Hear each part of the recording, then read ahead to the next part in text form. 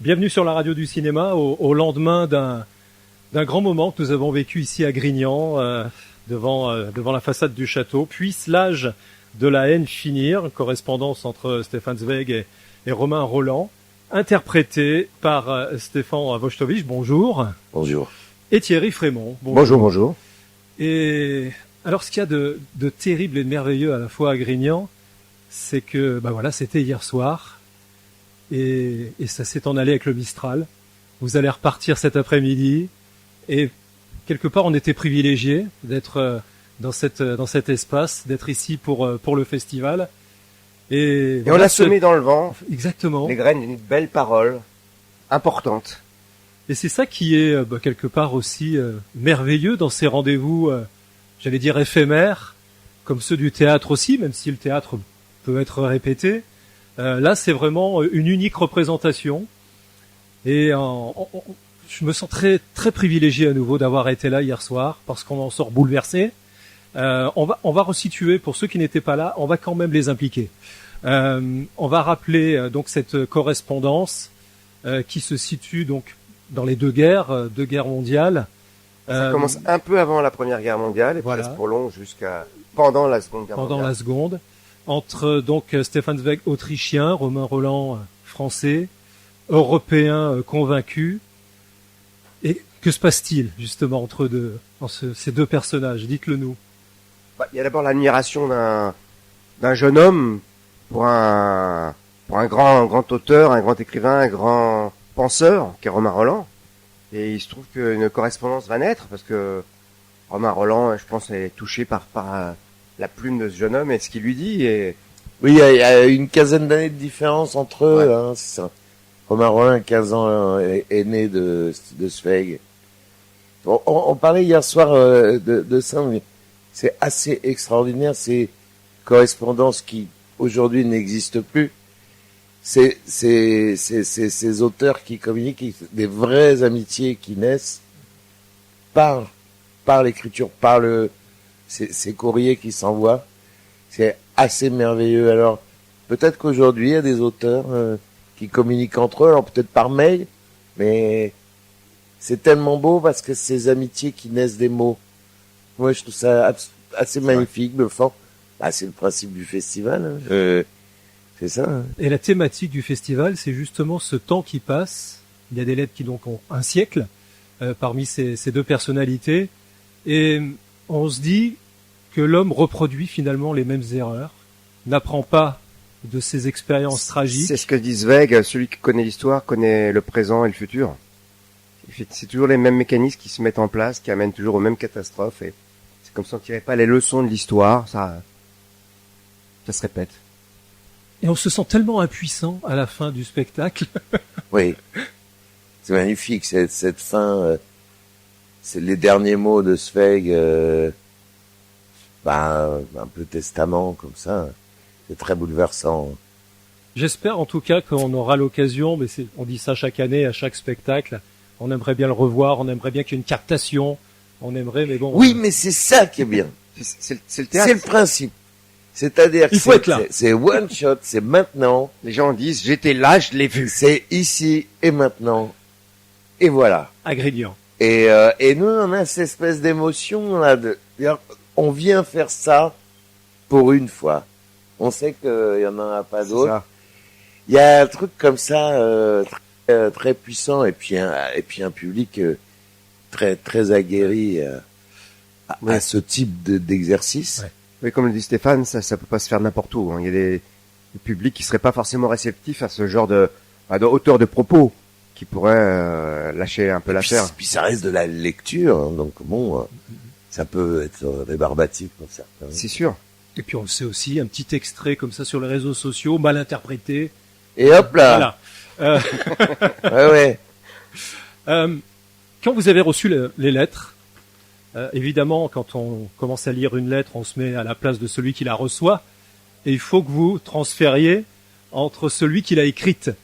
Quel est le spectacle, quelle est la préparation pour se mettre dans la peau du personnage avec la mise en scène aussi qui était celle d'hier soir? Bon, ça reste une lecture malgré tout, hein, mais évidemment on a travaillé. Il faut être, je crois, à la hauteur du personnage et être sincère. Essayer de comprendre ce qui l'anime au moment où il écrit cette lettre, et c'est ça l'essentiel, je pense. L'acteur de base, vraiment, nous on fonctionne comme ça, je pense l'un et l'autre, et puis beaucoup d'autres. C'est par l'écoute. C'est-à-dire que c'est pas parce qu'on parle pas qu'on n'existe pas. Et quand l'autre a la parole, c'est aussi là qu'il se produit des choses, parce qu'on est complètement dans cette attention, cette écoute. Et il suffit d'écouter pour incarner souvent. C'est ça. Il y a aussi cette progression dans le récit, la jeunesse de Stefan Zweig au début, puisque on rappelle le récit est sur 40 ans, c'est ça, hein, l'échange, avec plein d'espoir au départ, même de la part de Romain Rolland, plein d'espoir pour Stefan Zweig en la paix entre la raison, et puis plein d'espoir en l'URSS par exemple, hein, pour Romain Rolland, et puis au fil des lettres, au fil des échanges, bah, tout cela devient finalement, oui, ils sont désabusés. Oui. C'est le mot. Là où c'est beau, c'est que ces deux hommes intelligents, ils sont capables d'entendre la critique que peut émettre l'autre d'une façon très élégante, et du coup changer un peu leur fusil d'épaule. C'est ce qu'ils ont fait l'un et l'autre, et c'est ça qui est assez beau aussi, je trouve. Vous savez, en France, on a eu une grande partie de la population française qui a suivi le Parti communiste pendant très longtemps. Eux, il leur a fallu attendre, voilà, exactement, pour se barrer. Bon, ben voilà, Romain Rolland, lui, il s'en va au moment du pacte germano-soviétique, il renonce à... Voilà, c'est maintenant ça marche pas. Ce que je pensais être la paix, ben ça sera pas la paix. C'est un spectacle optimiste ou pas? Parce que on sort un peu... Ce serait pas le mot que c'est j'utiliserais, pas le mot, moi. hein, parce qu'on sort plombé quand même de l'affaire. Mais c'est un spectacle réaliste, malheureusement. C'est ça qui est terrible. En tout On cas, cherche l'espoir quand même. Mais... là où il y a quelque chose de positif, c'est que ça donne à réfléchir.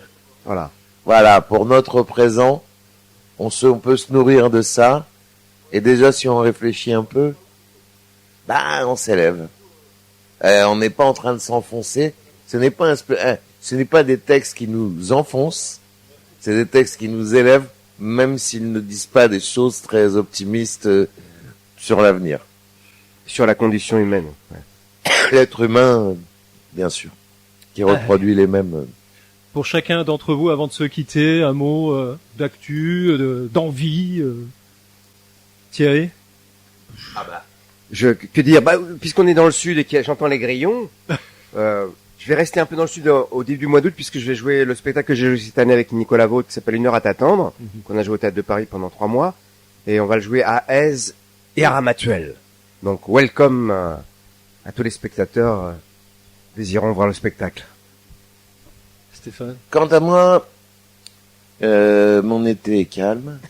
Ah oui, non, quand même, je pars retourner en Martinique à la fin du mois. Ah bah ça va. Il y a pire comme endroit pour travailler. Et le théâtre, je ne le reprendrai qu'en janvier en tournée avec une pièce avec Isabelle Gélinas et Gérard Darmon qui s'appelle Un château de cartes, qu'on va tourner entre janvier et mai. On est sur la radio du cinéma et des séries d'ailleurs.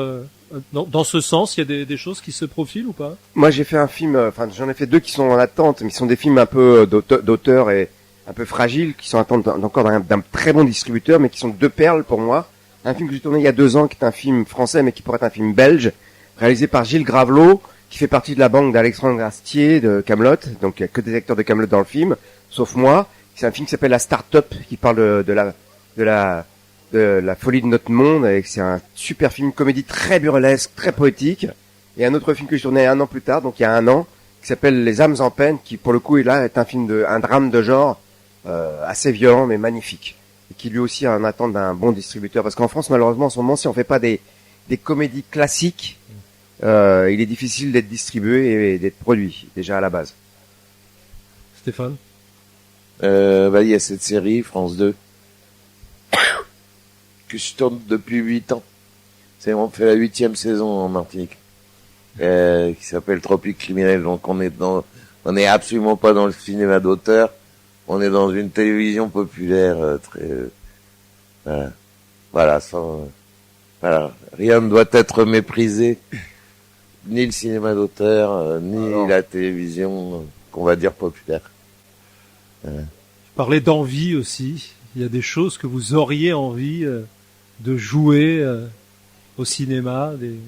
Moi, j'ai envie de faire quelque chose au théâtre, et il se trouve qui correspond à ce qu'on a lu hier, puisque moi, j'ai un projet depuis quelques mois déjà, qui est de faire un seul en scène, qui est en pré-production, un seul en scène sur Stefan Zweig, sur le dernier livre de Stefan Zweig qui s'appelle Le Monde d'hier. Et il se trouve que le destin m'a amené de ce coup à faire une lecture là sur Stefan Zweig et Romain Rolland, c'est extraordinaire. Oui, c'est très bon signe. Oui, ça sent bon tout de suite. On dit tiens, il s'est déjà essayé à Zweig là hier soir. Il va pouvoir prolonger son travail. C'est chouette, vraiment chouette. Avant de se quitter, votre référence en matière de cinéma ou oh là là, le film que vous emmèneriez. Oh, il y en a pas qu'un, il y en a quelques dizaines. Dur, hein. Un seul. Ouf. Allez, 2, mais bon. La règle du jeu de Renoir. Je m'en lasse pas. Je suis toujours stupéfait. Ce qui semble être d'une facilité déconcertante, cette lumière, ces acteurs, ce film, je suis stupéfait à chaque fois. Voilà. Moi, c'est les 2 films que j'ai le plus vus dans ma vie, chacun une vingtaine de fois. C'est Les choses de la vie de Claude Sautet, qui est un film qui m'a toujours bouleversé. On a déjà la musique dans la tête. Voilà. Où vraiment ça m'a toujours impacté dès que j'ai vu ce film, l'interprétation, le sujet, la réal de Sautet, magnifique. Et l'autre film, c'est Cabaret, parce que j'aime ce film, j'aime le sujet, et il se trouve que j'étais rentré au conservatoire en chantant le rôle du meneur de la revue. Bienvenue, welcome, friend, étranger, stranger. Glücklich zu sehen, je suis enchanté. Happy to see you, bleibe, reste, stay. Merci, messieurs.